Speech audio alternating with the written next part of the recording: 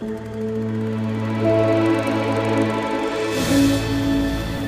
everybody, my name is Olivia Gudaniec, and today we are here with Thomas Kerr. How are you? Good. Welcome to Jobs in Showbiz. Jobs in Showbiz. Thomas here is a dolly grip. So essentially what they do is they place, they level, and they move the track as well as push and pull the dolly, right? Correct. What other responsibilities does a dolly grip do? Cranes, Cranes? which we don't have today, but any movement of the camera and or positioning the camera, anything required for the shot is fundamentally responsible for it. That could be rigging it off the side of a building. It could be, like you said, leveling track, moving the dolly, cranes, tripods. If the operators go handheld, you're assisting with the handheld situation. Steadicam, it's the same thing. Any camera movement. Okay. And in a Steadicam, essentially, he's just behind the operator, making sure they don't fall backwards. Yes. All right, so let's find out a little bit more about the dolly. So what are these marks? What's over here? What's the pledge for? Pledge is for, well, we'll start with the pledge, sorry, throw that down. Track. Comes apart. Generally you're going to set it up. We don't have the leveling devices here. We'll start with 4, but there's a bunch of packing for tracks, right? You see this on the ground, it's definitely not level right now. So fundamentally, this has to be perfectly level when I'm doing a shot. Downhill, backwards, sideways, clearly there's going to be an issue with it going away from me in either direction and the shot not being, it'd be like you're on a boat, shot's not level. So wedges for leveling track, which this isn't, so please don't give me any. Now, but there's a hydraulic, so any up, down motion, fundamentally you're in control of it with this right here. Okay. And forwards and backwards on the track, you'll see that there's grooves in the wheels so that it can actually ride on track. There's the track right there. Right. Do you have anything? So yeah, the track goes down, the wheels go on the track, and then you can elevate it up and down from here. Correct. This is for the wheels, side to side. Yeah, and you're going to put, the reason there's 2 seats is you're generally going to find the operator and the focus puller on the dolly. You're going to find it pushing around somewhere between 700 and 800 pounds. No big deal, right? You can do it. Absolutely.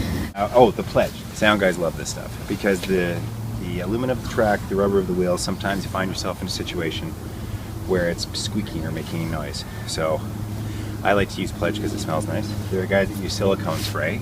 And baby powder. Or that's baby powder for the dance floor. Okay. But right. we don't have a dance floor, so I can't really show you that. But that's just for making the wheels silent. Marks. If you have to push from A to B for the shot, there are guys that will throw marks down on the ground so they know where to start and stop. These are basically the same thing. I guess it would be at night, so that they light up so that they can see them. You get to the point though, and it's the same thing here. These marks here on the boom, it's a bit messy, I'm a little OCD, will give you positions where you would start and stop your jib if you required this for the shot as well. I come from you're going to find dolly grips now all have monitors, so they are actually wired in and can see the shot. I come from a time where this didn't exist. I had to learn lenses, so I knew what a 50mm lens looked like, I knew what a 100mm lens looked like for the shot. I can't remember who it was. It was, I thought I'd worked with them, but Harrison Ford talks about the fact that one of the relationships that he likes to cultivate the most is with the dolly grip because it's like a dance. The actor and the dolly grip, fundamentally, if they're not moving in sync or they're out of sync, then it can totally mess up the shot and you have to do it over. So for me, in regards to being a dance, I'm always focused on what's happening in front of the camera and generally trying not to look down. That's not to say that this is wrong. This is the way most people do it. In the start of my career, I did as well, but you get to the point where all of this stuff just becomes a distraction and you're just watching the camera and you know what the shot looks like.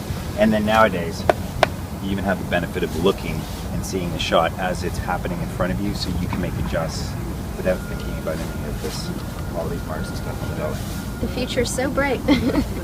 So where can we send people, newcomers, they want to do this? Generally what happens is if you've got a B or a C dolly, because if you're a dolly, you're working with the main camera, then if you don't have a dolly grip available, it's just somebody who's interested in doing the job. So that's And if how... they have no experience, Okay. they just get out there and they do it. So you've been in the business for about 30 years now, and you've had the opportunity to travel for work. Is that something that's common for a dolly grip?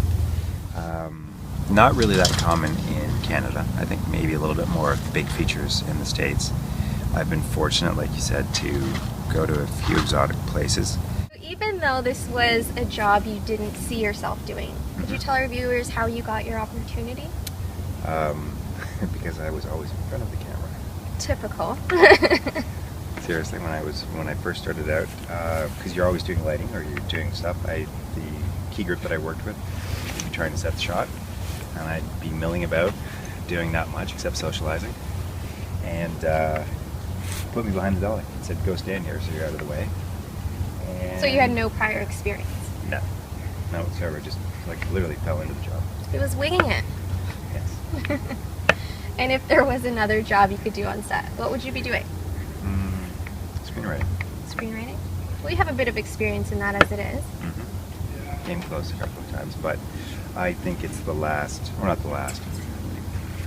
I think it's one of the most creative elements of the process, because it's just one person or a handful putting together the story and then sending it out so that we can make it. Well, thank you, Thomas.